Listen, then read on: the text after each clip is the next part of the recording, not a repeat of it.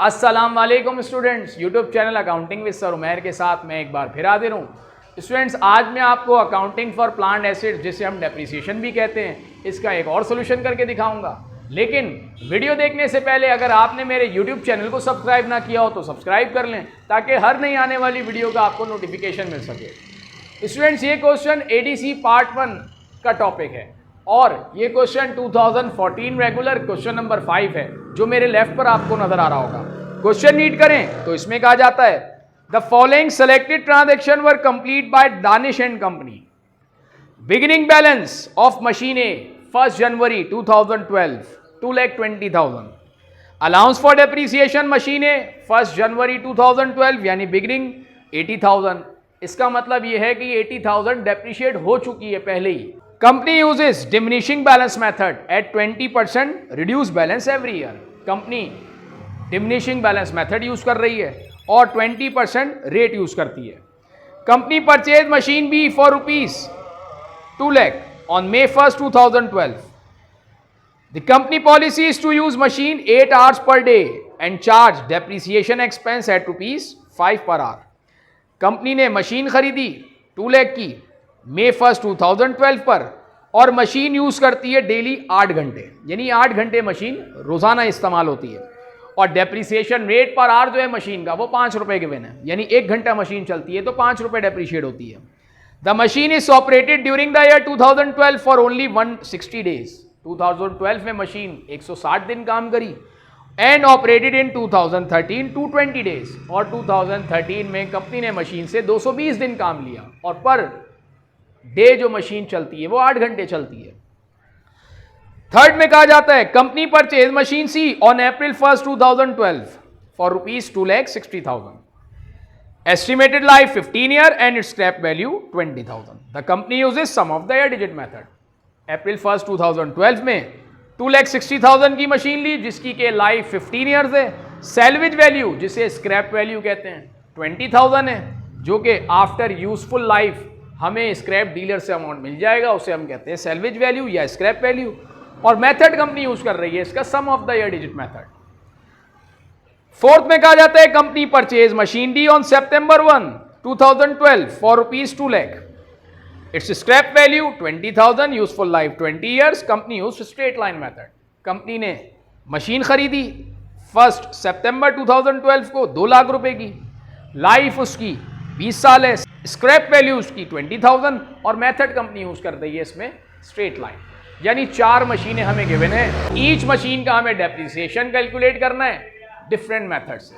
Machine ए में diminishing balance method से, machine B में आर्स मेथड से, मशीन सी में सम ऑफ द ईयर डिजिट से और मशीन डी में स्ट्रेट लाइन मेथड से।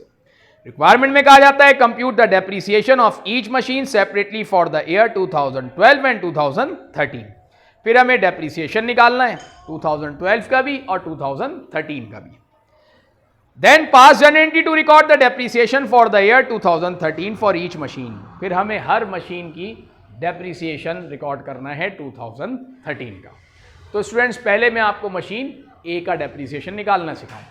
पहले मैं आपको ये क्लियर कर दूं कि डेप्रिसिएशन जब भी टेंजिबल फिक्स एसेट्स हम इस्तेमाल करते रहते हैं, उसकी वैल्यू जो आहिस्ता आहिस्ता कम होती चली जाती है, उसे हम कहते हैं डेप्रिसिएशन। और ये सिर्फ टेंजिबल फिक्स एसेट्स डेप्रिशिएट होते हैं और टेंजिबल फिक्स एसेट्स में भी सिवाय लैंड के तमाम फिक्स एसेट डेप्रिशिएट होते हैं।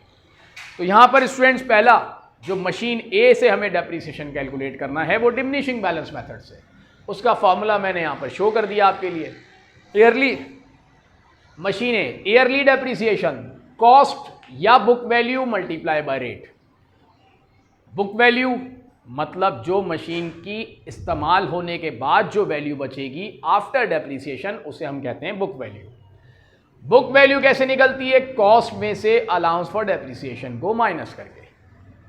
तो हम 2012 का पहले डेप्रिसिएशन निकालेंगे। फॉर्मूला है बुक वैल्यू। तो स्टूडेंट, यहां पर 2,20,000 की मशीन है, लेकिन 80,000 पहले ही वो डेप्रिशिएट हो चुकी है। इसका मतलब जो उसकी रिमेनिंग बुक वैल्यू है वो 2,20,000 नहीं बल्कि 1,40,000 है। वो इस तरीके से कि जो कॉस्ट है 2,20,000, उसमें से हमने 80,000 अलाउंस फॉर डेप्रिसिएशन को माइनस कर दिया। तो हमने यहाँ पे बुक वैल्यू उसकी 1,40,000। मतलब 2012 में जो हम डेप्रीसिएशन कैलकुलेट करेंगे वो 1,40,000 की वैल्यू पे कैलकुलेट करेंगे। रेट 20%, मतलब सालाना मशीन 20% डेप्रीशिएट होती है। अब इसकी वर्किंग करें, बुक वैल्यू 1,40,000, रेट 20%, तो इस तरीके से 28,000 डेप्रीसिएशन आ गया 2012 का। अलाउंस फॉर डेप्रीसिएशन वो 1,08,000, किस तरीके से कि 80,000 तो डेप्रीसिएशन हमें ऑलरेडी गिवन है, प्लस 28,000 डेप्रीशिएट 2012 में हो गई। इस तरह टोटल जो मशीन अब तक इस्तेमाल हो गई या टोटल जो उसका डेप्रीसिएशन हो गया वो हो गया 1,08,000। 80,000 प्लस 20,000, 1,08,000। बुक वैल्यू कैसे आएगी? कॉस्ट में से अलाउंस फॉर डेप्रीसिएशन माइनस करके। कॉस्ट 2,20,000 थी, अलाउंस फॉर डेप्रीसिएशन 1,08,000 है, 2,20,000 में से 1,08,000 माइनस किया और यूं बुक वैल्यू आ गई 1,12,000। मतलब 2012 जब का ईयर जब ख़त्म हुआ तो मशीन की जो अब वैल्यू बची वो 1,12,000 बची। अब 2013 का डेप्रीसिएशन, बुक वैल्यू 1,12,000, रेट 20%, 1,12,000 का 20% जो कि आ गया 22,400। 2013 का डेप्रीसिएशन आ गया 22,400। अलाउंस फॉर डेप्रीसिएशन तो 1,08,000 2012 तक का अलाउंस फॉर डेप्रीसिएशन था। 2013 में मजीद मशीन डेप्रीशिएट हो गई 22,400, तो 1,08,000 में 22,400 प्लस कर लेंगे और टोटल एक्यूमुलेटेड डेप्रीसिएशन हो जाएगा 2013 का 1,30,000। बुक वैल्यू कैसे आएगी? कॉस्ट 2,20,000, अलाउंस फॉर डेप्रीसिएशन 2013 तक का 1,30,400 माइनस किया और अब जो इसकी बुक वैल्यू आ गई वो आ गई 89,600। तो ये स्टूडेंट 2012 का डेप्रीसिएशन हो गया 28,000 और 2013 का डेप्रीसिएशन हो गया 22,400। अब हम मशीन बी का डेप्रीसिएशन निकालेंगे जो कि आर्स मेथड से। आर्स मेथड में स्टूडेंट डेप्रीसिएशन निकालने का जो हम फॉर्मूला यूज़ करते हैं वो yearly hours multiply by depreciation rate per hour. Yearly hours यानी जिस साल मशीन जितने भी घंटे इस्तेमाल हुई, रेट पर आवर मतलब 1 घंटा अगर मशीन चलती है तो कितना वो डेप्रीशिएट होती है, तो ईयरली आवर्स जितने मशीन हमने चलाई जिस साल उसको रेट से मल्टीप्लाई कर देंगे। तो यहाँ पर स्टूडेंट्स हमें कहा जा रहा है कि मशीन डेली 8 घंटे चलती है और 1 घंटा मशीन चलती है तो 5 रुपये डेप्रीशिएट होती है, जबकि 2012 में मशीन चली 160 डेज, तो कितने आवर्स हो गई है? 160 डेज मल्टीप्लाई 8, क्योंकि 160 दिन चली, रोज़ाना 8 घंटे चलती है, तो मल्टीप्लाई करने के बाद ये अमाउंट आ गया आपका 1280 यानी 1280। टोटल 2012 में मशीन 1280 घंटे इस्तेमाल हुई, ईयरली आवर्स हो गए 1280, जबकि डेप्रीसिएशन रेट पर आवर जो कि हमें गिवन है 5 रुपी, तो yearly hours 1280 multiply rate per our 5 multiply करने के बाद जो डेप्रीसिएशन आ गया उसका वो आ गया 6,400। देन अब हम निकालेंगे 2013 का डेप्रीसिएशन। इसमें yearly hours 8 hours per day, यहाँ पर जो ईयरली आवर्स हैं तो मशीन 2013 में चली 220 दिन और पर डे मशीन चलती है 8 घंटे। 220 डेज को हमने 8 से मल्टीप्लाई किया और यूँ ईयरली आवर्स आ गए हमारे पास जो 1760 को हमने रेट पर आवर 5 रुपये से मल्टीप्लाई कर दिया और यूँ डेप्रीसिएशन आ गया हमारा 8,800 का, जो कि 2014 का डेप्रीसिएशन है। अब थर्ड मेथड जिसमें हम sum of the year digit method से डेप्रीसिएशन निकालेंगे। इसका formula yearly depreciation equal to depreciable cost multiply by remaining life divide by sum of the year. Cost जो कि हमें गिवन है, डेप्रीशिएबल कॉस्ट कैसे आएगी स्टूडेंट्स, तो वो मैं आपको क्लियर कर दूं। कॉस्ट में से हम सैल्वेज वैल्यू को माइनस कर देंगे। डेप्रीशिएबल कॉस्ट क्या होती है कि जब हम मशीन खरीदते हैं और जो स्क्रैप डीलर हमें अमाउंट रिफंड कर देता है या रिटर्न कर देता है आफ्टर यूजफुल लाइफ, तो जो इसका डिफरेंस होगा उसे हम कहेंगे डेप्रीशिएबल कॉस्ट, यानी टोटल जितनी मशीन हम इस्तेमाल करेंगे। कॉस्ट 2,60,000, सैल्वेज वैल्यू 20,000 गिवन है, माइनस किया डेप्रीशिएबल कॉस्ट आ गई हमारे पास 2,40,000। यानी मशीन टोटल जो इस्तेमाल होगी वो 2,40,000 रुपये होगी। लाइफ मशीन के गिवन है 15 ईयर्स।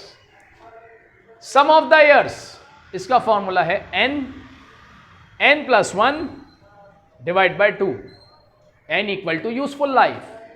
n का मतलब है ये यूजफुल लाइफ है जो कि 15 है, मतलब 15, देन 15 + 1 16 अपॉन 2, 15 + 1 16, 16 मल्टीप्लाई बाय 15 जो कि हो गया 240, और 240 को फिर हम 2 से डिवाइड करेंगे तो यूं हमारा सम ऑफ द ईयर आ जाएगा 120।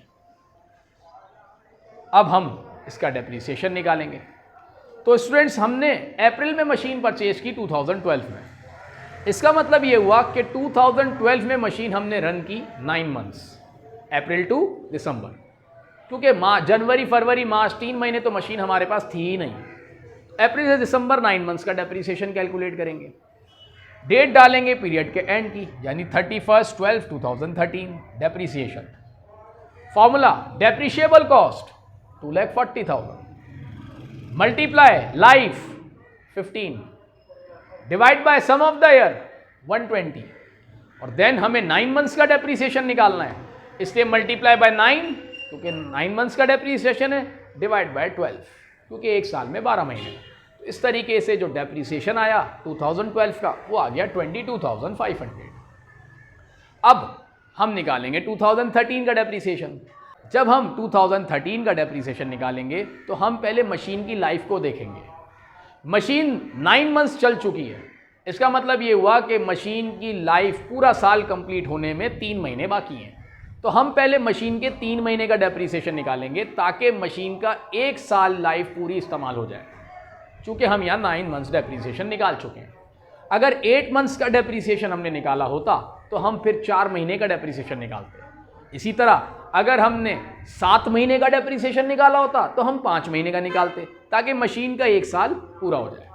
तो अब हम यहाँ 9 मंथ्स का डेप्रीसिएशन निकाल चुके हैं, इसलिए हम 3 महीने का डेप्रीसिएशन निकालेंगे 2014 का, जो कि 31 मार्च 3 महीने का डेप्रीसिएशन है, जनवरी फरवरी और मार्च का।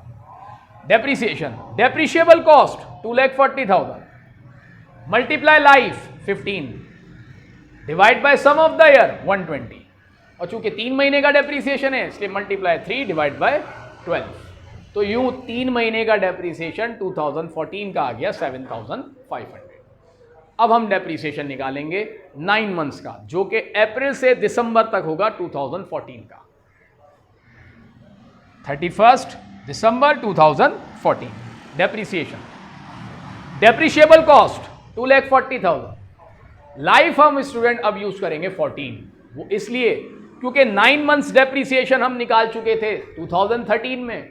14 में हमने 3 मंथ्स का डेप्रीसिएशन निकाला, और ये इस तरीके से ये पूरा साल कंप्लीट हो गया, 12 महीने हो गए।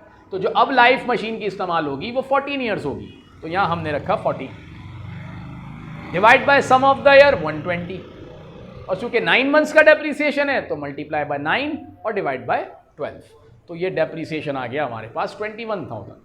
मतलब 2014 में डेप्रीसिएशन हम ब्रेकअप करके निकालेंगे, पहले 3 महीने का ताकि मशीन का लाइफ पूरा 1 साल कंप्लीट हो जाए, और देन फिर 9 मंथ्स का, क्योंकि मशीन कंपनी का जो ईयर एंड हो रहा है वो दिसंबर में हो रहा है। इस तरीके से 7,500 और 21,000 ये टोटल हो गया 28,500, जो कि 2014 का डेप्रीसिएशन। अब स्टूडेंट्स, फोर्थ मेथड जिसमें हम स्ट्रेट लाइन मेथड से डेप्रीसिएशन निकालेंगे। स्ट्रेट लाइन मेथड में जो फॉर्मूला हम यूज करेंगे, cost minus salvage value divide by useful life. Cost जो कि हमें गिवन है 2 लाख, सैल्वेज वैल्यू जो कि 20,000 है, माइनस होने के बाद जो डेप्रीशिएबल कॉस्ट आ गई वो 1,80,000 आई। लाइफ है 20 ईयर्स, 180 को हमने 20 से डिवाइड किया, और यूं ईयरली डेप्रीसिएशन आ गया हमारे पास 9,000।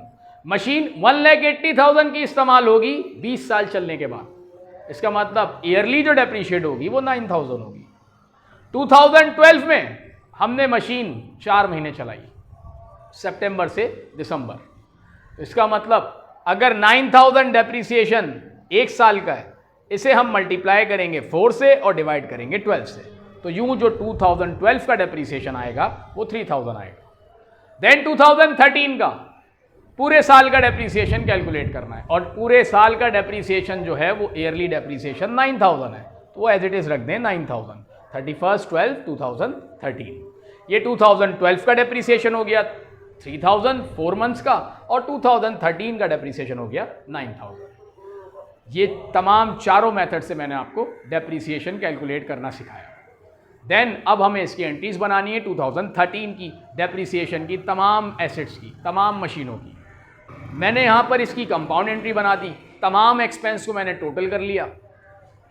2013 का एक्सपेंस मशीन ए का भी, बी का भी, सी का भी और डी का भी। 22,400 मशीन ए का डेप्रीसिएशन था डिमिनिशिंग बैलेंस मेथड से, तो मैंने अलाउंस फॉर डेप्रीसिएशन मशीन ए को क्रेडिट किया 22,400।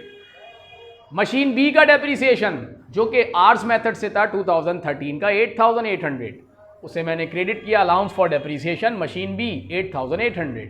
मशीन सी का डेप्रीसिएशन जो कि sum of the year digit method से था, और वो डेप्रीसिएशन था 28,500, allowance for depreciation machine C 28,500। और मशीन डी का डेप्रीसिएशन जो कि स्ट्रेट लाइन मेथड से हमने निकाला 9,000, उसे क्रेडिट किया हमने allowance for depreciation machine D 9,000। Total किया इसका, तो टोटल जो एक्सपेंस हो गया वो हो गया 68,700, जिसे हमने डेप्रीसिएशन एक्सपेंस के नाम से रिकॉर्ड कर लिया। नरेशन पास करें to record depreciation on machine.